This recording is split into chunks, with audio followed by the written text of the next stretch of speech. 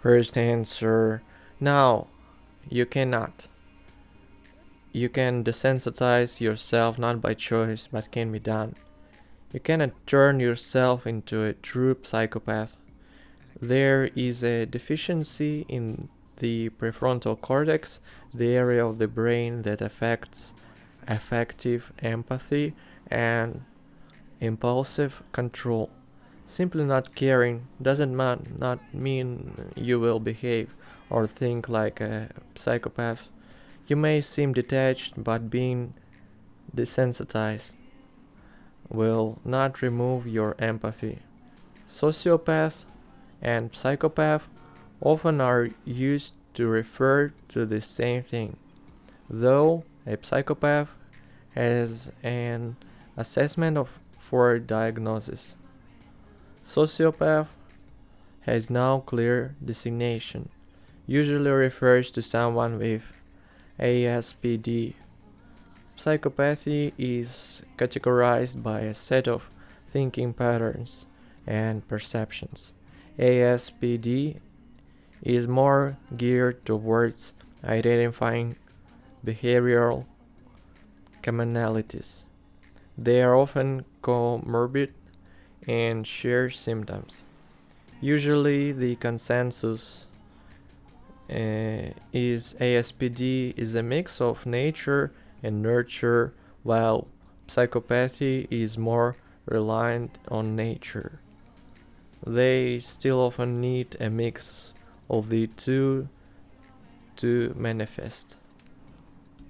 Second answer: I read that persons afflicted with sociopathy or psychopathy tend to gravitate towards positions of extreme responsibility, those which require one to make decisions affecting others' lives to the highest degree without collapsing under the staggering psychic weight of their consequences, a burden which a more conventional person would simply have to bear by brute willpower.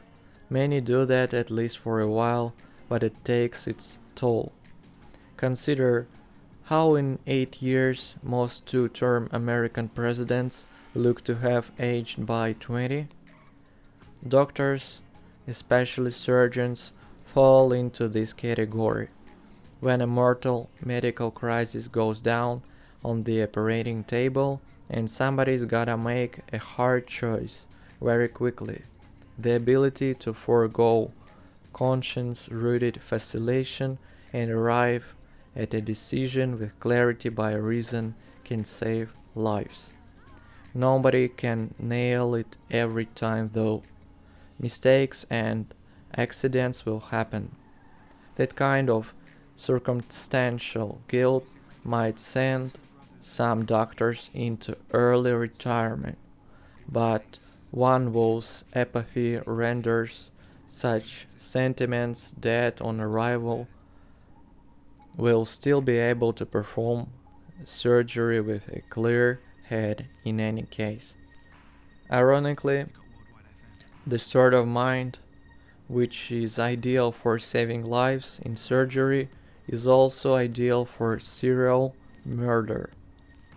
I hope I got the gist of this right. I'm real tired and going off a shaky memory of something I read here. So grain of salt, etc. Third answer: you don't have to be an emotionless psychopath to not feel guilty over having someone's life in your hands or to not find decisions that affect others to be a burden.